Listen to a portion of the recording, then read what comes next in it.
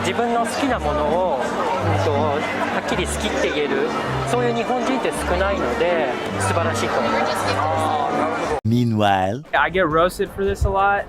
There's no reasoning for this, but when I was building my anime list, Cowboy Bebop has a 4 and Domestic Girlfriend has a 7. Okay. Listen, there's things to support this. Like I'm talking about Domestic Girlfriend. There's drama, there's love, there's incest. Like, which is not good. It's not good, but it's like pushing boundaries. Anime fans these past decades have been getting by their daily life pretty good. From being shoved into lockers for liking Naruto, to being the one to do the shoving because someone only likes watching dubbed anime. What a crime. I believe that one of the biggest contributors to the great reputation that anime has now is just how wide of a genre anime has become. With the fall of Disney's grip on 2D animation, followed a wave of new animation studios from Japan that did not have the biggest funding, but with a lot of passion and sleepless nights, they were able to somehow give the public insane level of storytelling through this animated medium. With the rise of interest and funds comes the creation of so many animation studios to create shows that cover the needs of almost anyone. To the point that some abomination starts to pop out here and there. Just degenerate, shameful, disgusting behavior. With so many new animation studios being created, this solved the issue of supply that 90s babies had, but one glaring problem got created as a byproduct, and it has become worse year after year of anime releases, and it's the acceleration of the rate that we consume media.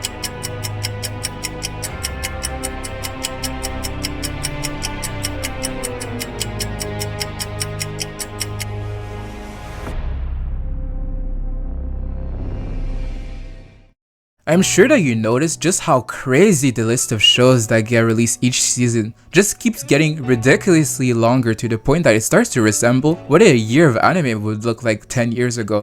This culture of rapid consumerism isn't all bad, since it makes for great weekly conversations on social media, with fans creating a loop of memes and interactions being generated, which adds to the hype of a show. But the adverse effect of this phenomenon is the alienation of so many shows because they're quote-unquote mid. It happens to so many shows simply because they follow some similar patterns to other shows, making people not give them a fair chance because the return to investment of their time is simply not worth it. And I completely understand. People like staying with what they're comfortable, even if it means turning a blind eye to watch the thing that they love slowly die out because they're already too invested. Sounds like a relationship. I would like to coin this effect to you as the beginner's dilemma. Stay with me, it will make sense. This situation often happens to you when you're trying a new multiplayer game for the first time.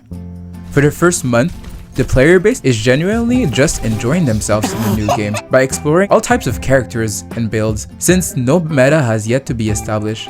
But with the wide access of the internet, it never has been easier to learn how to optimize the fun out of a game by making everyone run the same strategies to win.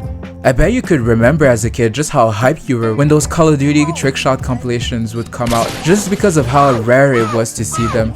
But now little Timmy from across the block can probably do the same thing since he was 4 years old. Hell, this could even happen to you in single player games where you can get stuck in a place because a boss keeps holding you, but now you can just look up a guide on YouTube to cheese that same exact boss with some silly strategy. The point being, an abundance of supply makes us more picky with how we decide to spend our time and money on media, which creates these very short time capsules for shows to exist in conversations. The usual life cycle of an anime now resembles something like this. Manga readers talk about how this show is going to change the world, giving it an insane level of hype before it even got released. The anime drops